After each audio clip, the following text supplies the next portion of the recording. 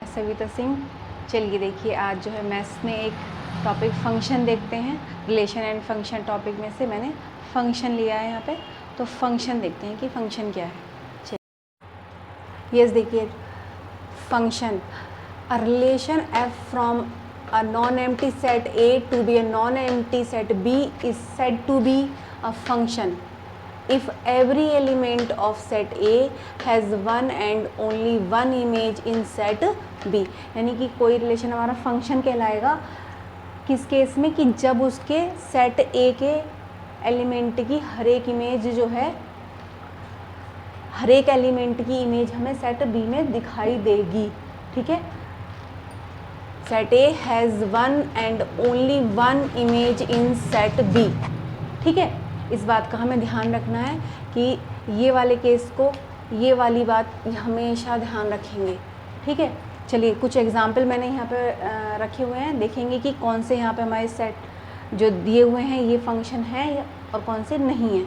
यहाँ पर देखिए कि सेट ए जो है हमारा, ये सेट ए, ये सेट बी, तो आप देख रहे हैं कि यहाँ सेट ए के हर एक एलिमेंट की अलग अलग इमेज बन रही है और यहाँ से कोई खाली भी नहीं है। ठीक है, तो ये फंक्शन है, यस ये फंक्शन है। इसको आप देखिए तो यहाँ पर आप देख रहे हैं कि ए जो सेट ए और सेट बी है, सेट ए के वन एलिमेंट की दो इमेज हो गई हैं। हमने क्या कहा था कि एक ही इमेज होनी चाहिए, यहाँ वन की दो इमेज हो रही हैं, तो ये हमारा फंक्शन नहीं हुआ। ठीक है, यहाँ पर तीसरा देखिए मैंने एक लिया है, यहाँ पर ये सेट ए है, ये सेट बी है, तो यहाँ पर आप देख रहे हैं कि एक एलिमेंट खाली रह गया है, तो ये भी फंक्शन नहीं होगा क्योंकि यहाँ पे हमारा ये 7 की कोई इमेज यहाँ पर नहीं दिख रही है। यहाँ पे कहा गया है कि एवरी एलिमेंट की हमें इमेज दिखनी चाहिए। ठीक है, तो ये भी हमारा फंक्शन नहीं है। अब आते हैं, देखिए मैंने चौथा यहाँ पे लिखा हुआ है, तो यहाँ पर सेट ए है, ये सेट बी है, 1 की इमेज भी ए है, 2 की भी ए है, 3 की भी ए है, 4 की भी ए है। ठीक है, तो यहाँ पर कोई खाली नहीं रह गया, सबकी इमेज यहाँ पर दिख रही हैं। ठीक है, कोई भी रिपीट नहीं कर रहा है, तो ये हमारा फंक्शन है। ठीक है, तो आई होप कि आपको ये क्लियर हो गया होगा। इसी के साथ मैं एक और बहुत बढ़िया आपको एक एग्जांपल देकर बताऊंगी, चलिए वो देखते हैं।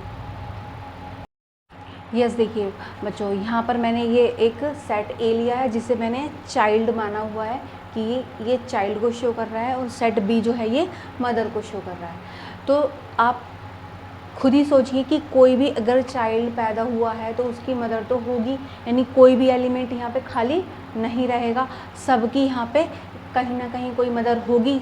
उसे जब उसने जन्म लिया है तो उसे किसी ने जन्म दिया होगा, यानी उसकी मदर है। तो यहाँ पे हर एक एलिमेंट की इधर इमेज दिखाई देगी।